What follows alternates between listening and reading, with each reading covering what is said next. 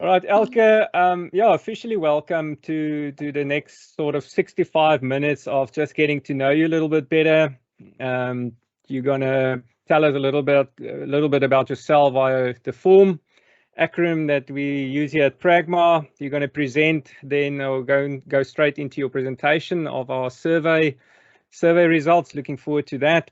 And then, yeah, we will go through those prepared questions and then open floor for any additional questions right at the end. And also, if you have any comments or questions that you want to make, you can do that. Just in terms of the process, yeah, we've communicated a lot, but there's lots of people involved in this very, very important decision. For us, it's a crucial role, as it's supposed to be, I believe, in any organization. So lots of people will give input. Not all of them is currently in the interview session. Anya, who is our PhD specialist, master's in industrial psychology as well. She's on maternity leave at the moment, returning in January only. But Karabo is doing a great job in the meantime. And then, yeah, the rest of us are all in this session. So we will all be maybe pitching in with follow-up questions or questions in at the end. But at this point, yeah, we want to get to know you a little bit better. So for that, I'm going to hand over to you for presenting to us. Thank you. Perfect. Thank you so much. I'll just take over and quickly share my presentation. Okay. If you could just let me know once you can see it, that would be great. Yes, we can see. You can go. Okay, perfect. So thank you very much for having me. I'm extremely excited to share the feedback results with you. But before we start, let me just introduce myself a little bit using your F.O.R.M acronym to tell you who I am. So first and foremost, I'm a mom of boys. I have two little boys, Daniel and Ewan. Daniel is turning 3 in December, and then Ewan just turned 4 months young, so he's still my very, very small baby. I married my husband about five years ago. Even though he's my complete opposite, we make an excellent team, and I believe that we balance life between enjoying every moment, but also setting tough goals for ourselves, but to push each other. A motto that we have for our family this year is to the amount of energy it takes to do something, well, to think about doing something is equivalent to just doing it. So that guilt about not doing something is actually energy wasted. So if you consider doing something, just go for it, just do it. So whenever my husband asks me, should I go for a run? My answer is just go do it, because that energy is wasted thinking about not doing it. And then last of all, our family is built on grace, knowing that everything that we have is a gift and we should appreciate every moment. Cool.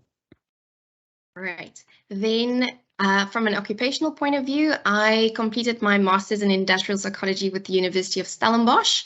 And there, after I had my first job with the Shoprite group of companies, I was exposed to everything from their fresh mark division all the way to their stores and their head office, working myself up from an HR assistant to eventually a regional, where I could drive around to stores and manage employees on that basis. During that time, I also completed my board exam and got registered with the Health Profession Council. I'm also an active member of the Society of Industrial and Organisational Psychology of South Africa, just to keep up to date with what's happening. And thereafter, I went to MAN, which was Delhi Spices, but then bought over by MAN. And there I had the opportunity to really develop my career from development manager to HR business partner, and then in the end, managing all projects across Africa from an HR perspective. Good. And then recreation, just a little bit about myself. I thoroughly enjoy sports. I really, really love sports, whether it's rugby, Formula 1, netball. Very excited about all the World Cups coming up. France next year for rugby, netball in Cape Town, which is very exciting. And then watching documentaries on businesses that fail is a very big interest of mine, just learning from their mistakes. Road trips, but I must drive. That's very important.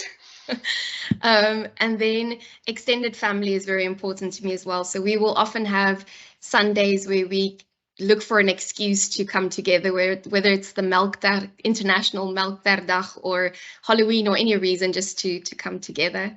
And then just keeping up with news is very important to me, local and internationally, whether it's pop culture or big serious events like wars.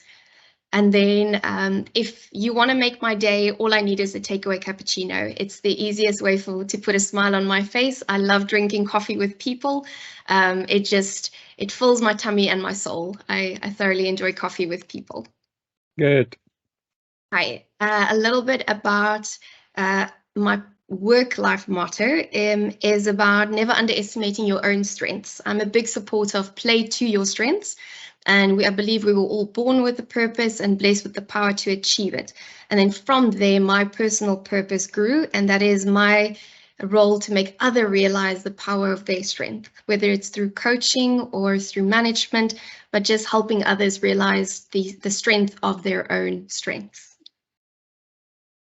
Great, thank you for that. I think in 5 minutes we definitely got to know you a little bit better, and yeah, very powerful little exercise to utilize. Are there any comments or questions about what you've just listened to or seen from any of our panel members? No, thanks. Yes, from me. Sorry, Here we go. You go. Now, I was just going to say, Elke, we've got a lot more in common. I've got a 7-month-old. Oh, there we go. Yeah. Okay, so sleepless nights, sleep deprivation, all Yes. used to it. Yeah. Yes. And from my side, Elke, well done so far on the presentation. I think life can be tough, but at least we have coffee. There we go. Yes, coffee makes everything better. All That and right. chocolates, but yes. Great stuff. Thanks, Elke. You can go straight ahead into the check-in survey. Okay, so I am extremely process driven, and I do like to have quite structure to understanding events and interpreting data. So when I received the information from your survey, it took me a while to put together how I would come and present what I've seen. So just a quick summary of what I'll be presenting today. So I'll go into the process that I followed to how I got to the end result. Initially starting with cleaning of data, then I'll present information on the 3 questions that were asked, also focus on your ENPS, and thereafter look at themes that I gathered from the qualitative data, but also from a departmental perspective, and then a global perspective. And when I say global, I just mean the units combined. And thereafter, I've got a few proposals of interventions that could assist with the information. And then lastly, I looked at the mission statements from individuals. So I created a word map to better put that information together to see what words actually stood out amongst those, I think, 160 statements that were given. So let's start. This is the normal process that I would follow when I look at analyzing information. We'll only be looking at step 1 to 5. 6, 7, and 8 is, of course, post-agreement on interventions where you would consult with your employees, implement it, and then, of course, review your results. So going into step 1, the cleaning of the data.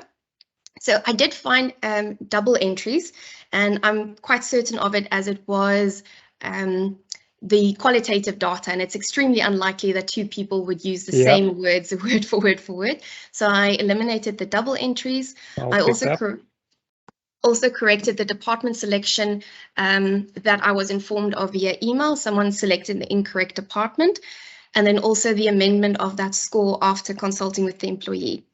Now, going forward, I would recommend that department selection is automated. Understand there is an element of autonomy when completing surveys, but the impact that an incorrect department selection makes on the results is quite profound. So I would automate that for next time. Then the other thing is making sure that the questions that's being asked is developed very clearly to prevent any confusion with people wanting to change their scores, and then also not allowing people to go back and change. I think once people are maybe influenced, it could impact the total results. So rather allow people to ask questions when they complete the survey, but not post the survey. So that's just a Good. few side comments from my side. Okay, then using a methodology that is well known, I decided to use that ENPS scoring system. So all the questions, I use the red, orange, and green to easily showcase the results. So 0 to 6 is indicated by red, 7, 8 by orange, and then 9 and 10 by green. So jumping into the very first question, which was your excitement and energy levels when you're thinking about work. I just want to make a few notes before we go into it. When you look at the orange individuals, it's not necessarily something you should ignore and see them as average or they are okay, because these individuals will still potentially be open to job offers. They won't go actively looking for it, but they are open to it. So it's not something we should ever ignore. And then the other thing that's also quite important to know is that your detractors, individuals in the red scores, their voices are much louder than the green individuals. It's the argument about people being much more easily criticizing restaurant food than going to write a good comment on it. So it's just something to always remember. And then the last comment I wanted to make is this is the end of the year. People are tired. So we shouldn't see this as purely a work environment that's causing the low energy. It is end of the year, lots of things happening for the economic climates and so forth. But looking at the data, there are a few units that I would be concerned about just because their energy levels are quite low. Looking at this as a whole, on average, a third of employees score relatively low on energy at the moment. And if you look at all the units, 20% of any given unit's employees have a bit of low energy. So that's just something that that you should keep in mind. Going on to the next question, physical well-being. Now, just a side note again, this is not just impacted by the workplace. So you can't just blame the work environment. This often comes from outside as well. So a little bit similar to the previous results, units that have identified that we should look at specifically concerning these questions are the Martech Asset Management Services and Pragma Netherlands. And then the inferences made, I just want to mention that the business development team is quite small, so their results could look a little bit more dramatic as one or two people changes. And then just it's quite interesting to note that a third of people are quite satisfied with their health, but there's also a third that is dissatisfied. So quite a balanced average throughout the organization in terms of physical well-being, mental, emotional, and psychological well-being.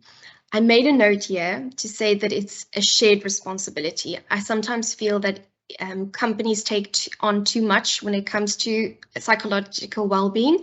It is a shared responsibility, meaning it must come from the employee as well as from the company. The concerns I have is that the red energy is quite high for the larger group of the organization, which is 42%. Then other inferences that you can make from this, again, as I mentioned, it's not just purely from a company perspective. It could also be the current economic climate. Gas prices or petrol prices are extremely high.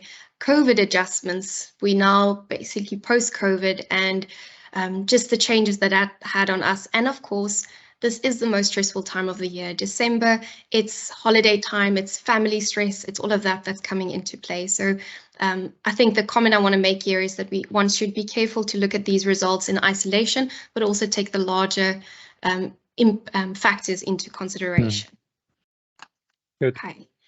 Then looking at your employee net promoter score, this is just, again, a little bit of methodology about how that was calculated. I won't go in too much detail over here, but looking at the data here, just more than half of the organization is actively promoting it. So we have a 1 in 2 chance of people saying, yes, you should come work here. So if you look at Martech and OnKey software solutions, they have the highest detractors, so they are less likely to promote the organization. But if you look at the advisory and academy, as well as people operations, I call them the cheerleaders of the organization. They are most likely to promote Pragma to family members and friends. Okay, going on to, and this is just an easy way to view it. So there you can see 51% of people will actively promote the organization, 30% are a little bit more passive, and then 19% might not have a good thing to say about it. Right. Just a different way of looking at it. I will share the presentation if anyone wants to go into a bit more detail, but this is just a different representation of how you can look at it to see which departments are actively promoting it and which are not. You can have a look at Pragma Netherlands. There is, I think, a lot of work to be done. They are not so likely to promote the organization, the same with Martech. So, and then OnKey's software solution. So those are the three that I would definitely focus on in terms of correcting their belief regarding the company. Good. Hi. This following two questions are very positive. So I have great confidence in our company's future. 98% of employees agree or strongly agree with this statement, which is extremely promising with the current economic climate in our country. So 98% of employees believe that the company has a great future. I think Pragma Netherlands need a little bit more of reassurance. And then business development, although they have a section on disagree, just please remember it's because the department is so small that it looks a little bit more than the others. I'm really enthusiastic about Pragma's mission. Again, 96% of employees strongly agree with this statement. The only two that might need a little bit more of information regarding the mission, maybe they're not familiar with it or they don't understand how it could assist, is again Pragma Netherlands and Martech. Okay, so I'm not going to go into every single slide, but I would like to show you what I've done with the themes for each department. So looking at the qualitative data, I was looking for common themes or constructs to understand what people were saying. So over here, you can see the green, blue ones are positive, and then the more pink, orange ones are negative. So within the advisory and academy team or unit, they were very positive about the culture that's engaging, the reputation of the organization, management and leadership, as well as the future. They did, however, feel that there is a slight negative change to the culture where the family values are maybe deteriorating slightly, as well as engagement. The face-to-face engagement has gone down.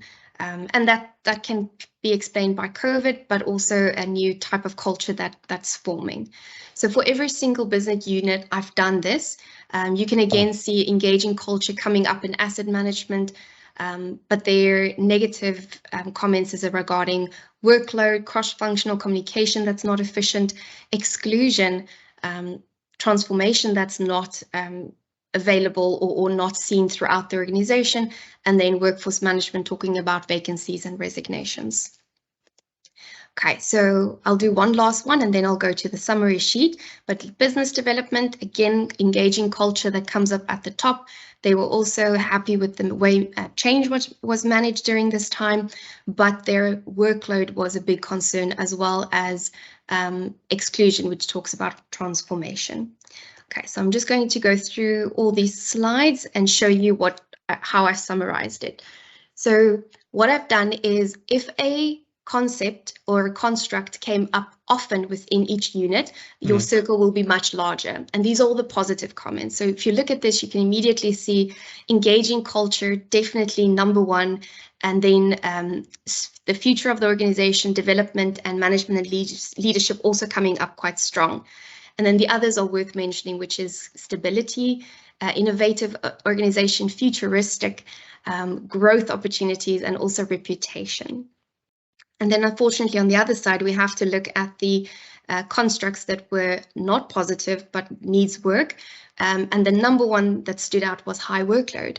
The others that were quite big was exclusion, poor reward and recognition, negative change in the culture, and then the others that are quite, that's worth mentioning, of course, is turnover, a stressful environment, management and leadership needs some work, cross-functional communication, and then the change in engagement that's had a negative change.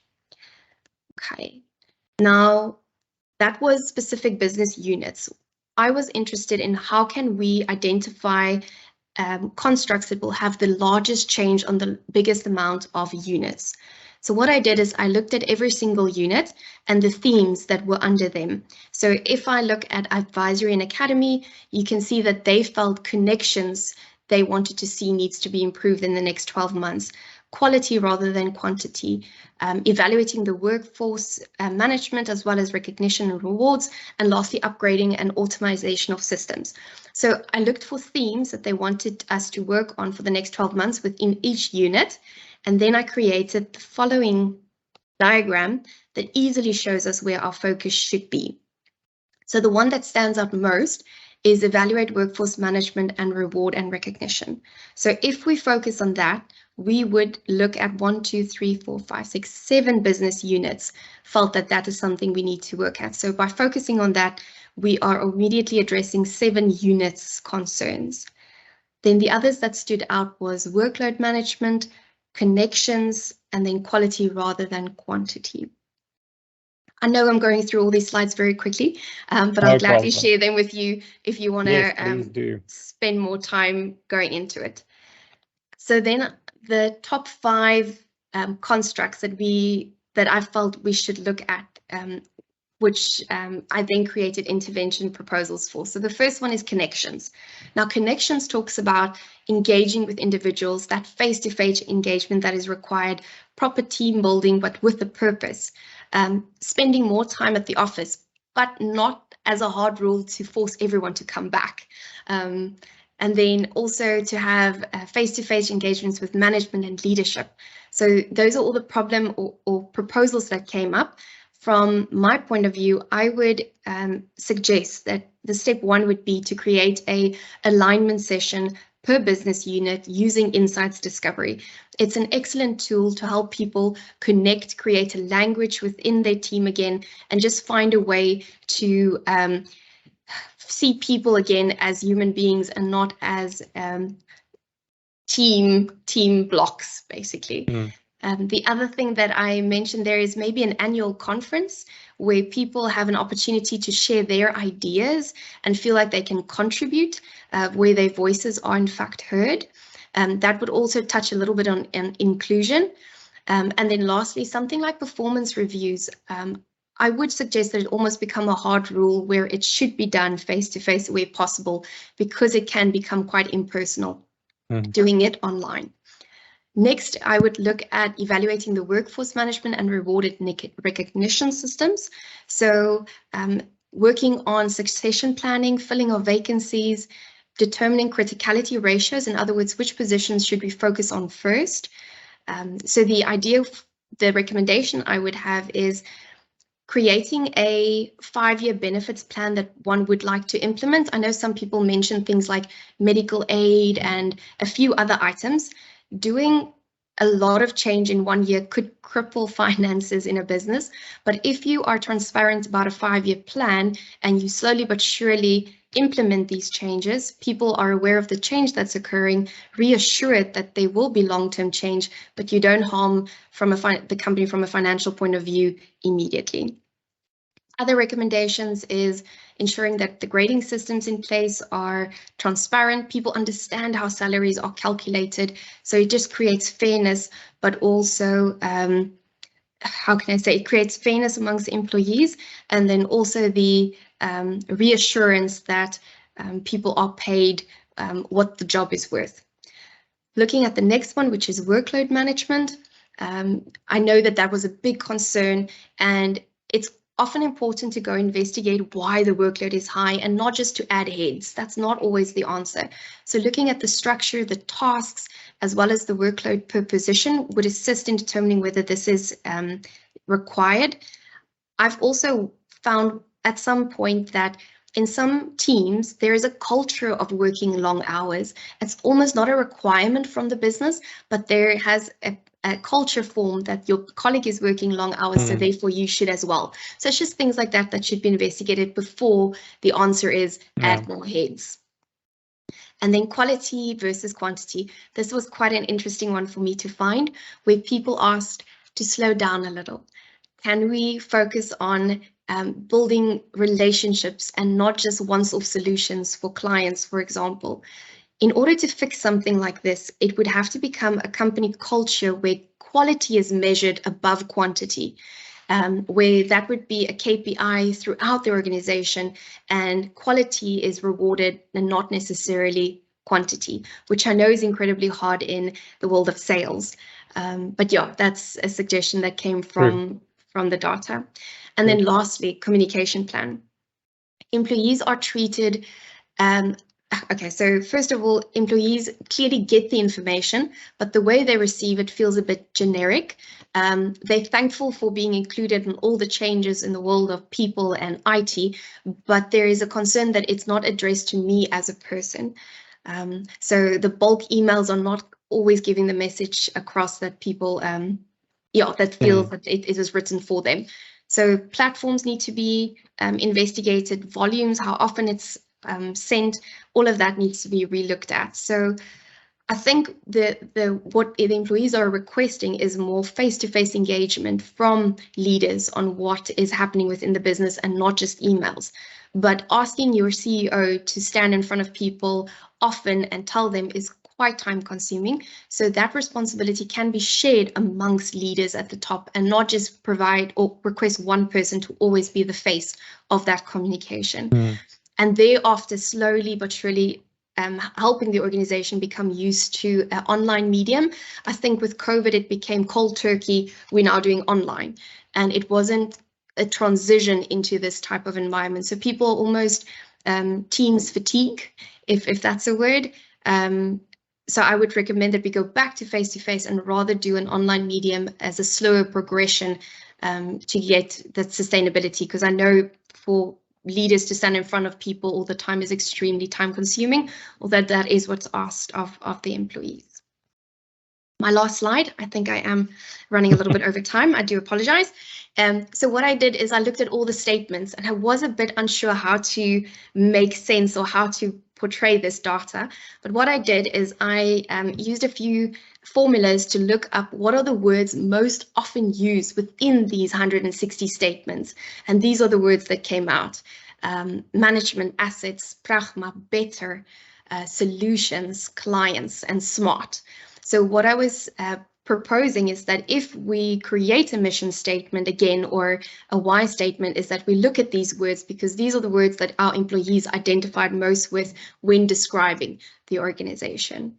And then the three at the top left, I just pasted there because I felt that was, as an outsider, those three stood out to me most and gave the best explanation of what the company can actually offer. Awesome, thank you. And that is me. Alrighty, yeah. So sure, it's comprehensive. It's really evident that you spent an enormous amount of time on really understanding the data, and yeah, really considering a plan and possible interventions. So a lot of insight into what you've shown us, and please, I do want to have a copy of that. And if you are successful in this position, you've got a lot of work cut out for yourself. I kind of set myself up. No, it's really well done. Let's hear comments from the rest. Any insights or anything that you want to add? So Cindy here again, Elke. Yeah, I just want to commend you. I want to say well done. Good job. Thank you. Thank you, Cindy. Anybody else? Stefan, I just wanted the observation I have is that we need to reconsider what we're doing at the REMCO, but that's a discussion for a different day. Yes, let's do that. Okay. All right, everyone, thanks for that. Stefan, from my Adrian. side, really like the interpretation and the actions proposed, because I think that's, sometimes, lacking in our, the way that we go forward. We've got a lot of data, but, now it's been interpreted and, there's very specific actions for specific people to, to do. And I think an excellent, Awesome. Agree. All right, Elke, let's move into the questions that we do have. We're going to cover about 5 different themes via these 5 questions. I will read it to you, and then you can think about it and answer it about, keep it to about 4 minutes maximum per answer. So the first topic that we want to cover, and it's a very relevant word, it's an overused word, the topic of employee engagement. There's many different definitions for that, but I want to know, how would you define that term, engagement? What does it mean? And maybe describe a few of the initiatives or actions that you initiated or was directly involved in during specifically the COVID time, the years 2020, 2021, at the height of the pandemic. What was done to ensure that your staff engagement levels did not drop significantly during that time? Okay, so engagement, I like to perceive as passion in a sense, being engaged, in other words, looking at your work and not seeing it as a 9 to 5 or as a tick box exercise, but honestly being productive. I think that's also a synonym for being engaged, is productivity. So throughout my career so far, it is extremely hard to do engagement from a global perspective, if you want to call it that. So I personally feel that it's a little bit more individualistic. In other words, what drives me doesn't necessarily drive the person next to me. And the only way to manage individuals is through leadership, managers.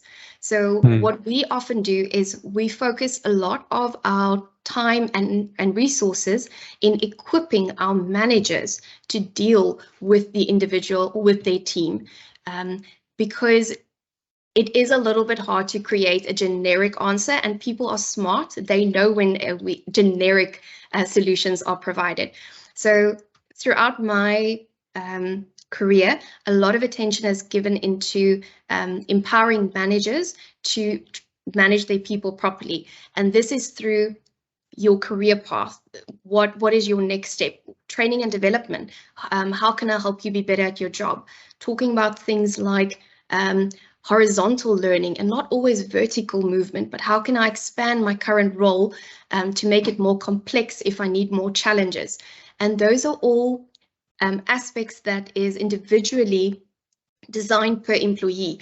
And it's not necessarily, it's not possible for an HR manager or director to do this for every single person.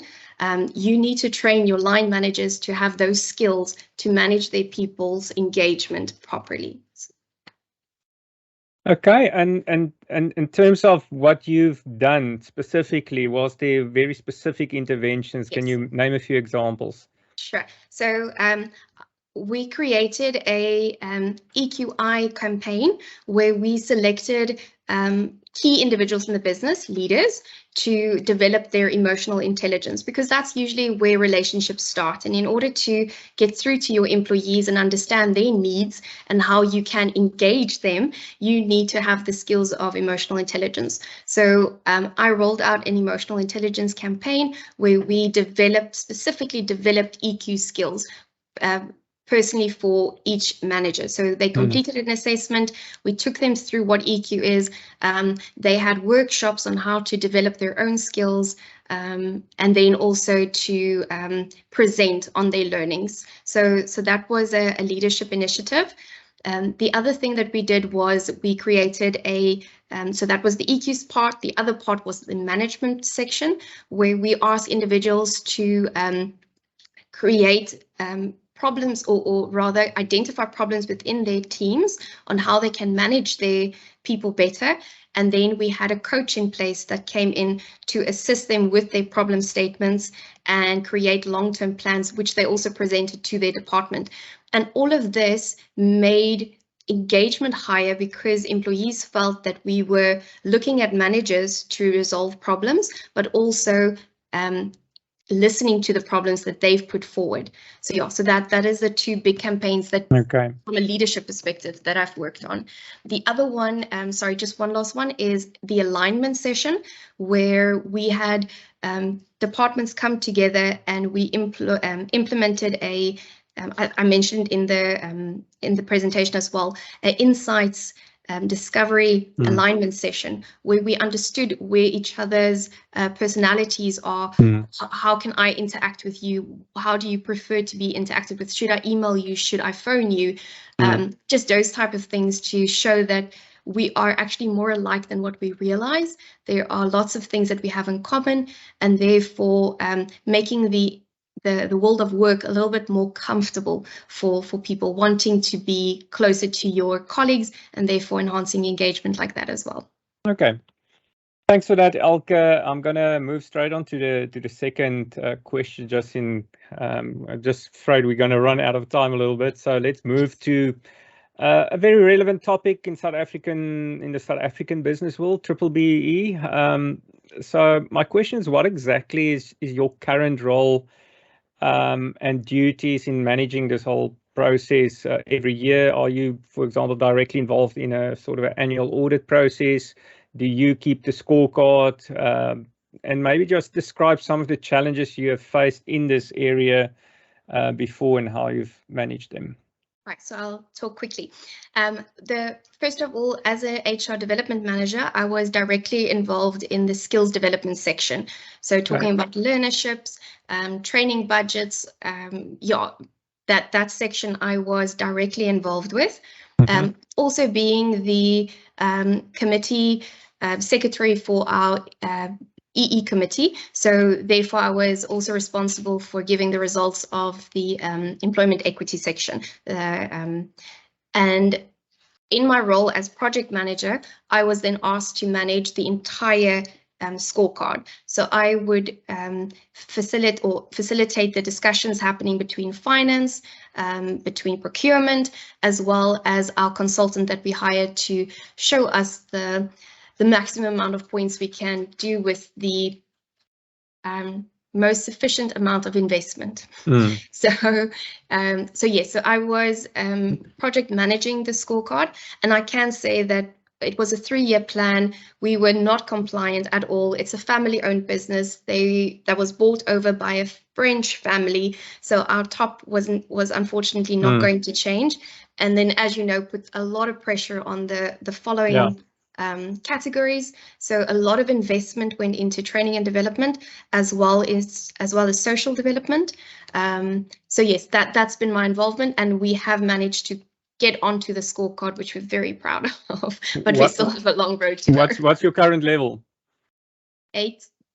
8. So, so 7, but I'm down to 8. Yeah. All right. There's some work to do there. Right. All right. No, that's great. Thanks for that, Elke. The next one is, something I think you're also passionate about, strengths. And I think we agree on what it means. It's something that really energizes you. It's not draining. You can stay busy with that activity for hours on end. So my question is twofold. Firstly, about strengths, what would you describe as some of the things in your role as an HR executive that truly energizes you, that you don't mind being busy with that, because there are obviously certain other areas that drains you.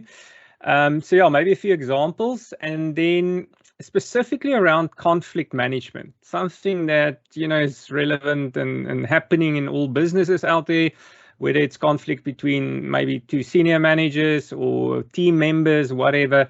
How do you deal with that? Is there perhaps an example which you had to handle, and how was it for you? Is that something that energizes you or de-energizes you? So let me just put that on the screen as well. There we go. Okay, so I when I started off my career, my mission was to understand which category within the world of HR or industrial psychology I enjoy most. So I had this idea to go and work in every single section and find out what am I good at and what do I enjoy most, only to come to the end and realize I'm a generalist. I love variety. I love different challenges constantly. So the one thing that energizes me is, strangely enough, large amount of workload, but variety. So that's something that truly puts a lot of energy into me. So as soon as I move from the one task to the next task, the energy is back up again. I do enjoy analyzing information, data. That's clear. Yeah, I do thoroughly enjoy coaching and giving feedback to individuals from a development point of view. That's definitely a passion of mine, and watching people grow. And then from an IR perspective, I do enjoy the fact that it's quite black and white, what the process is concerned. So that's also something that I enjoy. And then I think, sorry, one moment. The other thing that I thoroughly enjoy is team engagement. So helping teams find their connectivity again. So that's okay. Then from a conflict perspective, definitely lots of conflict in our world, which we often the mediators of, or we have to defend tough decisions that we've made, especially when it comes to increased times. So conflict, I'm someone, when I deal with conflict, that prefers to work on facts and convince you that this is the reason or the way we got to a decision. I also believe in trust and integrity. So when I speak or when I do give advice, I hope to have proven myself to someone so that they understand where this is coming from. But in the end, people see the world from their perspective. So it's very important for me to understand your point of view before we continue. So that's usually how I would deal with conflict. Do you have a specific example, perhaps, that you can cite over the last year or so? Yes. So working with a director from France, he is extremely passionate about his world, but he's also extremely frustrated with HR recruitment because of lack of pipeline. We just, okay, so just to give it a little bit of perspective, we're looking for perfumers. Anyone that lives in Africa know that we don't have a perfumery school. It's very popular in France, like a bakery, but not in Africa. So finding talent for this manager is extremely difficult, and he was unfortunately telling HR that we're not doing our work, we're not performing at the level that he is expecting of us because we're not delivering what he requires. I set up a meeting with him, and as I mentioned, I prefer to have all my facts in place. So I showed him the work that I've done to create every single possible person within Africa that is a potential person using LinkedIn, from availability, also finding job titles that are similar, qualifications that are similar. And from there, we contacted those individuals, saw if they were available, their reasons for it. And in the end, we left with a pool of 42 in Africa. And that's not even people that were willing to come over. That was the entire pool. So just sitting with him and explaining to him what the reason for these frustration, but then also the way because it was still not happy, because it's our job to make a plan. I was able to give suggestions about training individuals from South Africa, but under the guidance of people from France. So giving a solution to the conflict. We walked out of there not happy because I couldn't get in people, but we had a solution in place. That's good.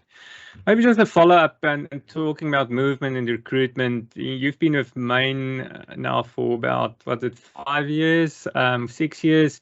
Why are you looking for something else, and what attracted you to this particular role? So I started with Daily Spices actually, but they were bought over by Mon. So my initial role was Daily, and when we walked in there, they had no HR. Unfortunately, their HR comprised of payroll, but that was pretty much the department.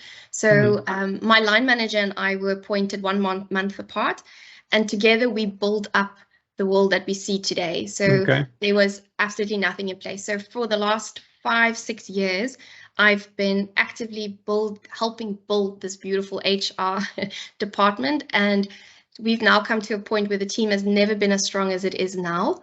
I've also been moved out into a more projects role because of needing to do more and almost outgrown what was available.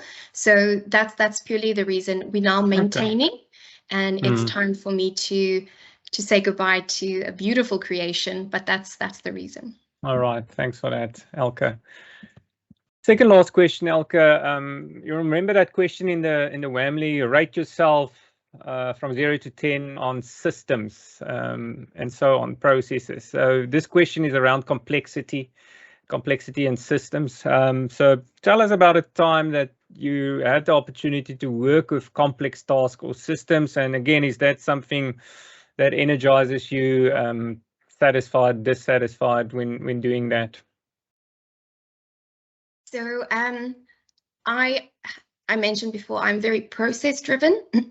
So when we had to move our payroll system from, I couldn't even remember the word that the company we had when we started, but we had to move everything over to Sage. I was involved in being allowed to create the architecture behind the HR system, which was loads of amounts of fun. From absolute basics to why would people need to be paid, all the way to what type of leave will people take. So just that entire process, building the architecture around it was a lot of fun. So yes, I do enjoy it. Great. Gonna move right to the last one before we open the floor a bit. The term organizational transformation. Organizational transformation. What is your understanding of that term? And perhaps please describe some of the initiatives you've been involved in or initiated in the past to make this a reality in organizations that you have worked for. So transformation to me is ensuring that your business looks similar to the country that you're in. So when we look at racial, gender, disability, all of these type of percentages, it should reflect within your business. And if it doesn't, you need to ask yourself, are there reasons that, what are the reasons that it's not? Is it because we are actively preventing this, or most popular, subconsciously not in considering other applicants that wouldn't naturally have come to the floor? I always use the example, if you advertise a vacancy within Die Burger, which is an Afrikaans newspaper, you immediately exclude a large portion of the pool, and it's not done maybe with intent to exclude it, but that's the outcome. So yes, transformation is just about making sure that your organization mirrors the country that you're working in. I've been part of a few initiatives, being part of the Employment Equity Committee. So just reviewing positions, policies, making sure that the policies we have in place, specifically the recruitment policies, is not disadvantaging any people, whether there's a gender or a racial component, or even a qualification component. Looking at psychometrics we're using to make sure that that doesn't accidentally disadvantage some groups. So policies we've reviewed in detail to make sure that that doesn't happen. The other thing that I've done is been a part of a lot of learnerships to help learners come from the bottom up, and being now there for 5 years, I can see a lot of the interns I employed now in middle management positions that's climbed the ranks, which it's very, very exciting, and you're proud of those individuals coming far. So yes, that's from a transformation perspective. Yes, learnerships and internships. I would say that would be the biggest the biggest reality. But then also I'm just going to keep it at that. Yeah, okay. that would be no, the biggest. that's adequate. Thanks, Elke. Yeah, so insightful, and thank you for all those answers, and you're doing very well. I'm gonna now open to the floor. So first in line, it seems like Adrian. Adrian, please go ahead. Thanks. Hi, Elke. Yeah, sorry for being a little bit in a hurry. I have to go to the airplane. So first question, just with regard to your ability, I'm sitting in the Netherlands at the moment, and we also have some employees here, and you can see that, out of the analysis, you saw that, there's a lot of work to be done. Yes. So just from a, traveling perspective, the requirement of the job will definitely be to travel, definitely to Joburg, and also, from time to time to the Netherlands. How would you, with your two babies, is that something that you'll be able to manage for a week or so? Yes, it is a fair question, and yes, I am extremely blessed to have an amazing support system.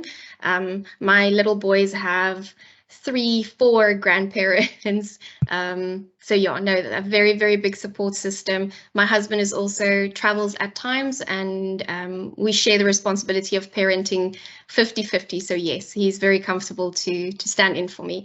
I must say, when right now, my baby is about 5 months. I think from about 6-7 months, I'll be a lot more comfortable to leave him for a few days. So yes, if it was 1 week, 2 weeks, maybe not, but 6 months I'm fine with, yes.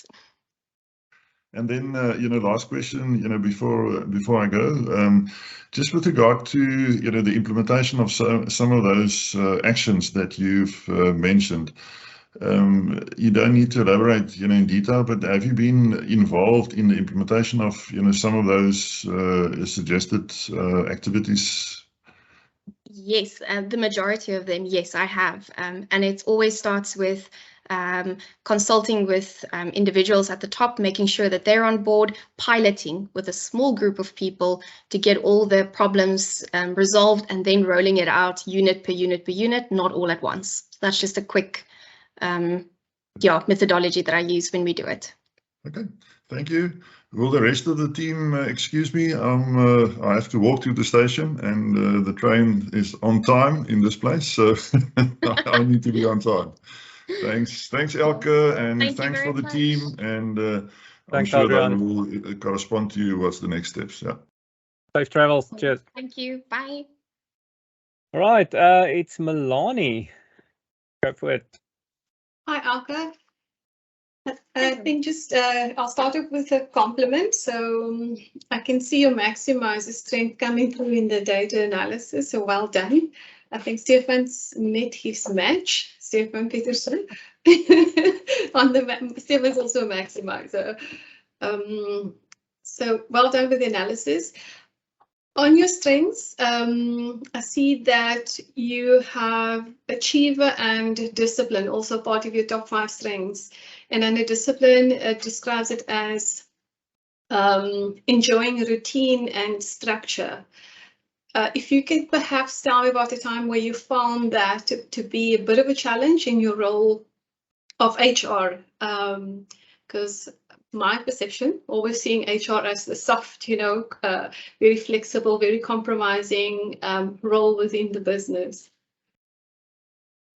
I'm terribly sorry. Could you just repeat that question one more time? I just want to make sure I understand the question. So your strength of discipline, where you enjoy routine and structure, how has that been a challenge for you perhaps in the past?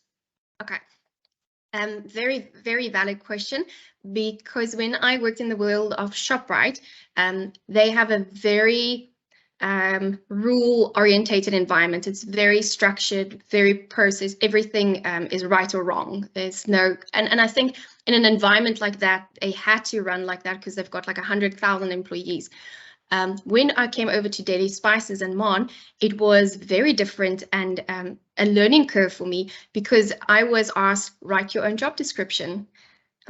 I just started. What do you mean? Write my own job description. So yes, I was thrown there 5 years ago into a very big learning curve environment where I had to find this mixture between implementing policies, but also being extremely flexible and agile as things change. And I can honestly tell you, working with this organization that I'm at right now, I believe that I'm quite good at being agile and adapting as required. So yes, I am completely aware that my preference is for structure and rules, but I enjoy the challenge of being thrown into a situation where I can make the chaos into a structure. Does that make sense? Yes, it does. Thank you for that. I think something we've learned, which I think it's good to be conscious and mindful of your strengths. And then when it goes into overuse, Stefan, Anya has taught us also our internal industrial psychologist as well, just to be aware of when it's in overuse. So yeah, I think I've learned a lot from that. If I can ask a follow-up question, Stefan. Yes. I don't see any hands. Please go. Yes, go for it. I'll put up my hand. Go for it. So just on, I can see this your strong industrial psychology background and training coming through, and the people element coming through very strongly. What's the part of your role that you least enjoy? Least enjoy. Now I have to think if there's one specific. I think it would be, and this is now maybe a bit of a generalist answer, but capturing of information, and I know that's very big in the world of HR, but when things aren't automated, and as you've heard, we had to build up our HR system, so capturing of every single training register, and that's tedious work. I'll be honest, no, it is a little bit boring, but don't get me wrong, I am what's the word I'm looking for? I can push through and I'll get it done because I know that I have to, but I definitely don't enjoy capturing information. No. Admin, can we categorize it as admin? Or part of admin? I kind of feel like the world of HR is very paper driven and very administrative. So yes. I'm hesitant to say admin, but let's say long, tedious tasks that takes you days and days and days, because I do enjoy variety. Okay, thank you. Elke, have you done the Clifton Strengths Finder before this interview? I have not, and I was a little surprised by the results. Yeah, of course. I actually wanted to ask you, I don't know whether you've really had a chance to read through the report. This, by the way, is an internalized Pragma report that we've got a database of all our individuals, employees, and then we generate this report, and I'll ask Robert to send you this. And then it gives you some, descriptors of the specific strength. Also, how can you grow in that strength and how you should be managed? So, yeah, but just in terms of the descriptors, could you relate to that, or was there one or two that perhaps surprised you, as you said? So, very interesting enough, when I looked at the top 5, I immediately took a photo of it and I sent it to my husband and I said, I agree with all of this, although I felt analyze was missing. And this without reading the report at all. So when I started looking at the report and I went through it, I'm like, oh, okay, so there is a category analyze under the strategic thinking sections. Yeah. And it was surprising to me that didn't come up stronger. Yeah. But I also know that we all have preferences, and with time and environment, you learn skills to compensate for your strengths. So maybe my skills are a little bit stronger than my natural preferences. So analyzing is maybe something that I enjoy, although it's a skill that I've learned and not necessarily in the top 5 strengths. Okay. So yes. It's important to remember that this is only your top 5, and a very interesting thing to do is to unlock there's 34 different themes in Clifton Strengths Finder, is to unlock your 34 theme report. That's probably going to show you that analyze or analytical is the strengths name is probably number 6 or 7, who knows? So it might be near the top as well. And people always look at this. I'm also a 0 strategic thinker, but I've got 3 strategic thinking strengths within my top 10. So it's not to say I'm not strategically thinking at all. It's just not maybe something that comes up as number one. And you know, I share achiever and maximizer in my top 3 as well. So but yeah, it's interesting to read through these kind of reports and to just make sure that you stay on your strengths path. That is important. All right, anything else before we say goodbye? Let's see, is there any other hands? It doesn't look like it at this stage, so if not, I'm just going to say, Elke, thank you for going through this process so far. I know it's been there's definitely been many hours in terms of preparing for your presentation here. We really do appreciate that.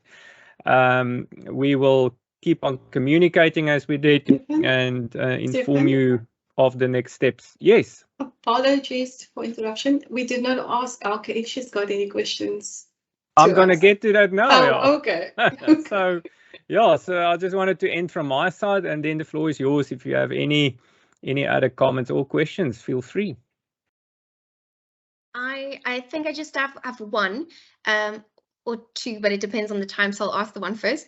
No, we've got 5 minutes. So that's okay, great. So I wanted to ask if you look back at the last 2 years, which was a very challenging years for the majority of organizations, what was the one thing that the HR unit did extremely well that you're very proud of? If there's one thing that you could point out, what was that during those 2 years that you did well? Well, maybe the best persons are the rest of the panel to answer. What did they do? Yeah. But from my side, just quickly, I would say that keeping connection with our people going, and we had a number of different initiatives. Like at the one stage, at the beginning of the pandemic, all of the senior leaders got lists of people that they had to phone every week, random, just randomly allocated. The CEO had his 7, I had my 7, and all the senior, people phoned people and made them feel valued and cared for. We had, a quiz, a weekly quiz there at the beginning. We continued to check in where we normally check in on a quarterly basis. We did monthly check-ins. So keeping that connection alive with everybody working from home, was, I think, really something that we can be proud of. And to after this period of 2 to 3 years, going through all of these challenges, people struggling mentally, there's the world wars, there's the just the operating environment, business environment, extremely difficult to now see in our very latest check-in how excited people are about Pragma's future, how highly they recommend our company to others to work for. It's an excellent eNPS score. It's good to see that, and I think we can be extremely proud. And it's not HR only. It's because we have leaders, team leaders that has seen the value of making sure that people are right and keeping those connections alive. It's really a combined team effort, and I think we can all be very proud of that.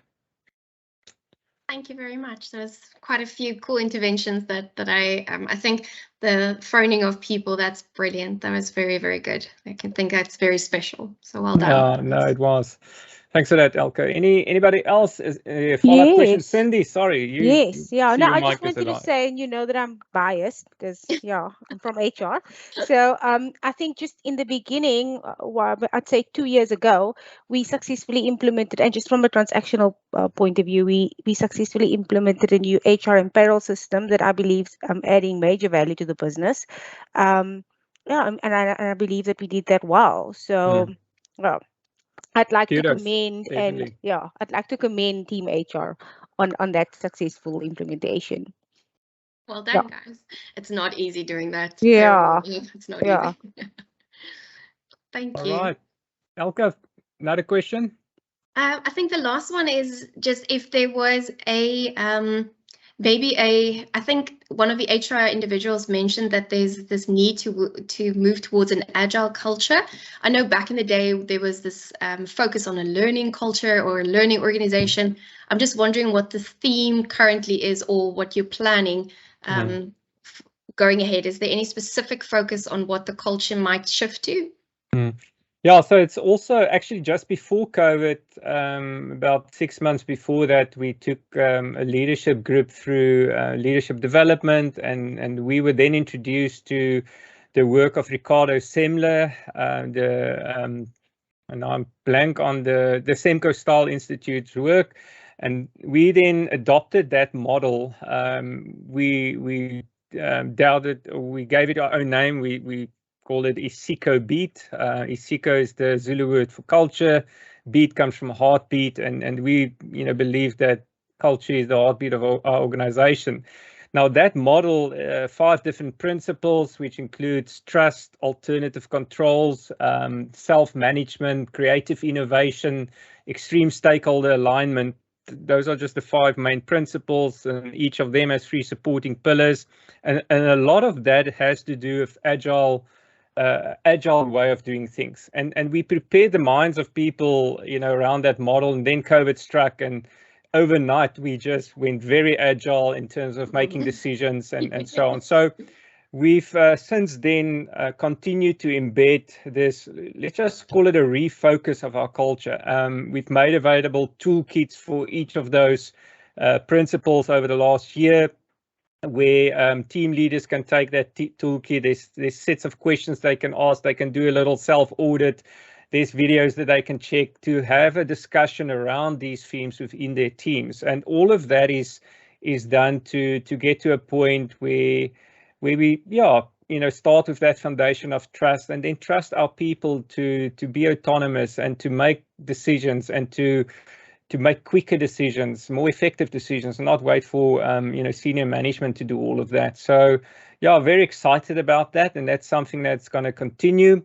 And also part of my shift out of what I do currently as Chief People Officer to get into position where we're going to drive innovation and bringing back energy to our business, and that's part of our refocus and moving towards just making sure that we serve our clients with excellence, because that's what it is about in the end.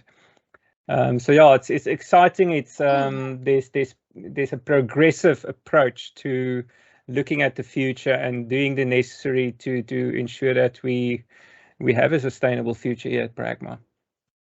Excellent. Thank you very much for that. Great. All right.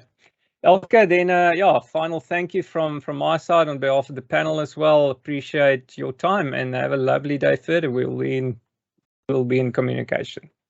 Thank you very much. This process has been actually quite enjoyable from the beginning to the end. So I look forward to the feedback, and good luck with the rest of the process. Thanks, Elke. Take care. Have a lovely day. Bye. Bye. All right, just a final word then to the rest of the team before you go. Elke, we can excuse you then. So thanks everyone. Bye. Bye. So yeah, we will not have a overview discussion right now. Please take time to look at your sheets and finalize those ratings. Use the links to put it all in, and I think especially the important part would be those final comments. What have you picked up in the candidates? Who stood out for you? What will make them work or not work at Pragma? We're going to really read through all of that.